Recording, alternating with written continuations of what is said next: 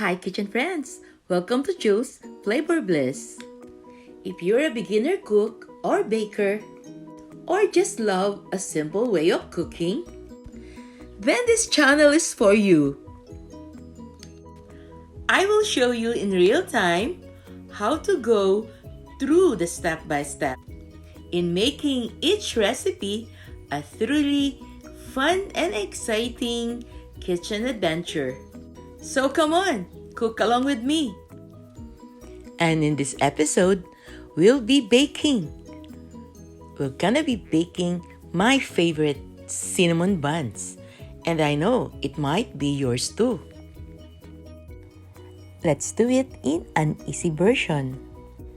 In this recipe, I'll teach you how to make your cinnamon soft and silky, golden and brown, and with a buttery aftertaste. And we'll make it a little less sweeter. Do you think can we call it a guilt-free cinnamon? Maybe. A little. Come on, join me in my kitchen.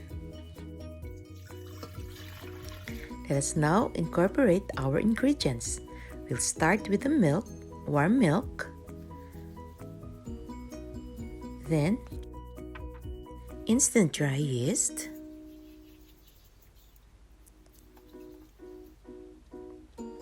Sugar.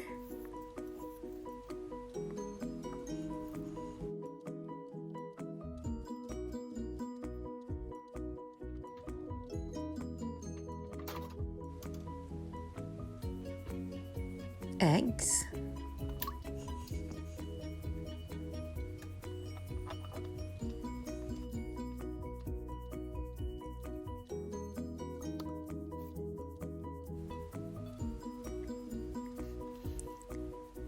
Then the bread flour.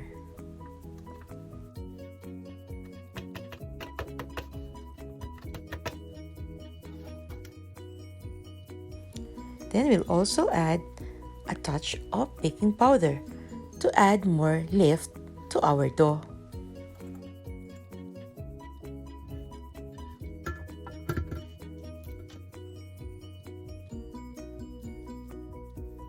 With the help of a dough hook, we will now need the flour mixture. What I love about this recipe is that you just put everything in a bowl and mix. And that's easy.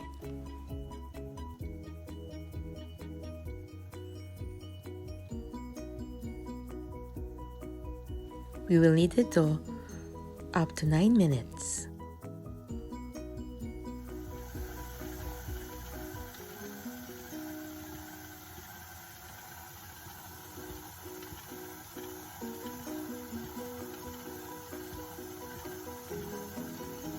By the time the dough are getting all together, we will now add the butter,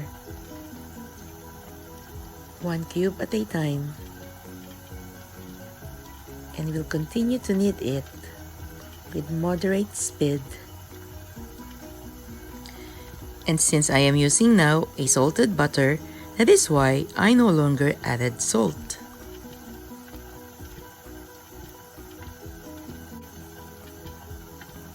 By this process, our cinnamon will have a silky softness texture.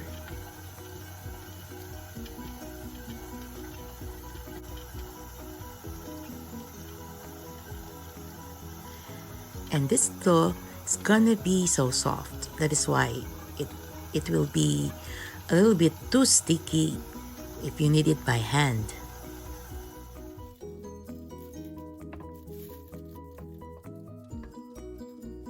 And we'll end up with a very wet dough.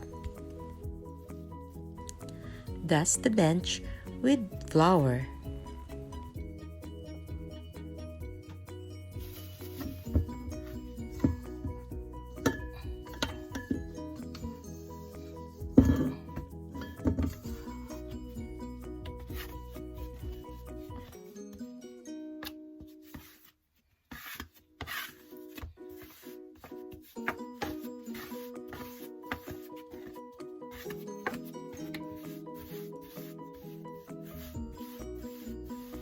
Continue to smooth it by hand until the surface becomes so smooth.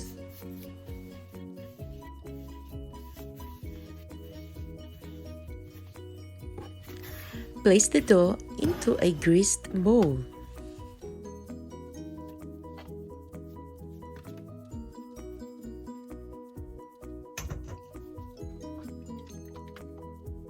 Slightly oil the top of the dough and cover it.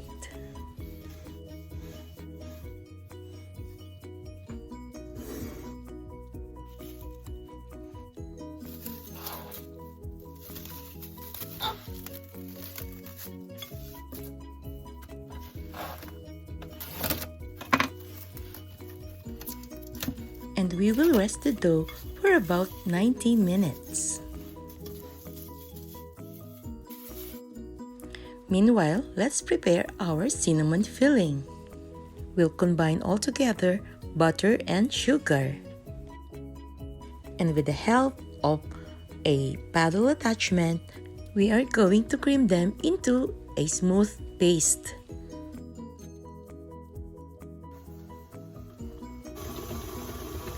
Make sure to scrape the side of the bowl open.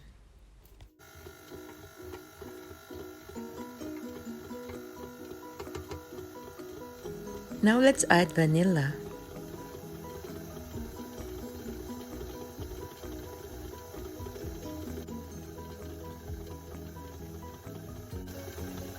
Then, the cinnamon powder.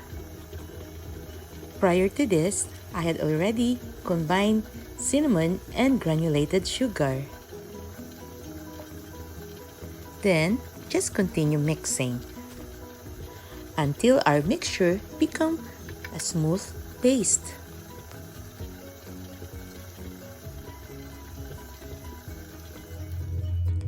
Now our dough is ready for our second kneading.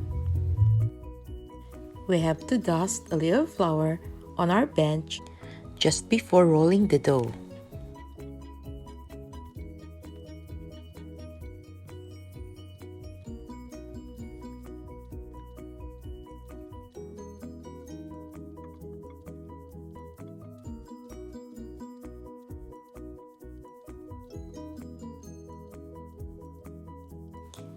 We will now roll flat the dough. As you can see, it is a very soft dough.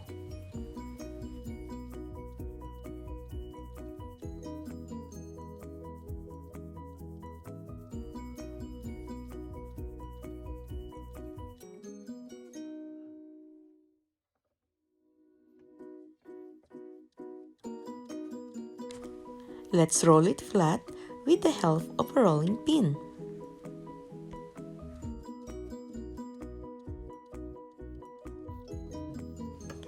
We have flattened the dough for at least 2 centimeters in thickness, and we are going to spread our cinnamon mixture.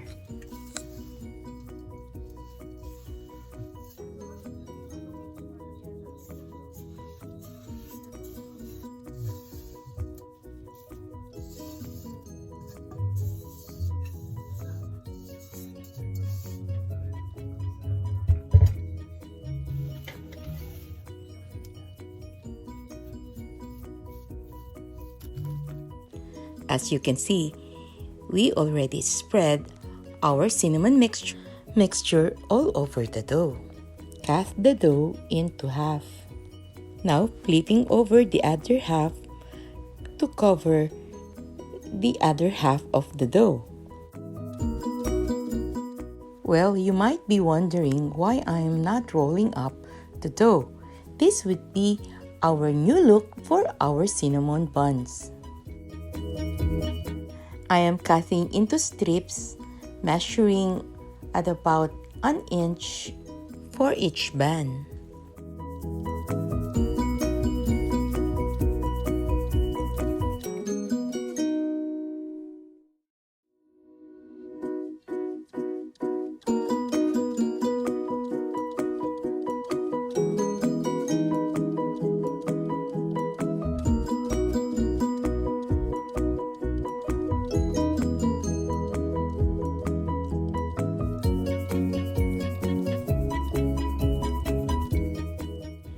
And we'll put an incision at the center. And we're going to make a simple braid.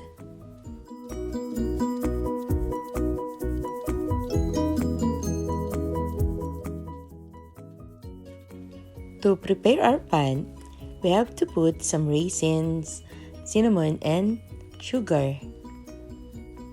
You can also add bits of cooked apples or dates or prunes.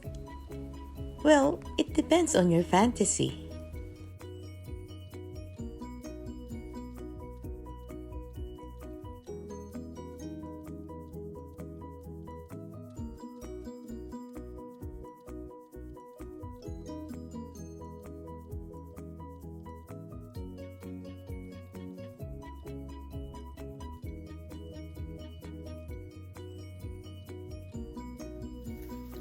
Now we are going to proof it again for another hour.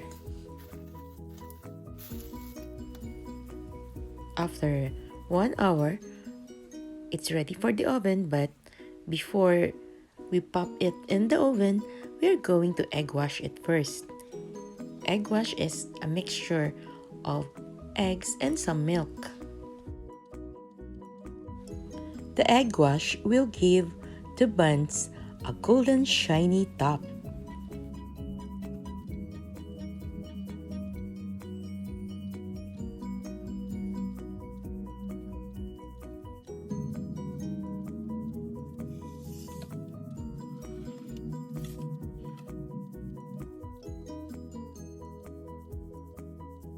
Then it is ready to bake for about 20 to 25 minutes at 200 degrees Celsius. And this is the new look of our cinnamon buns.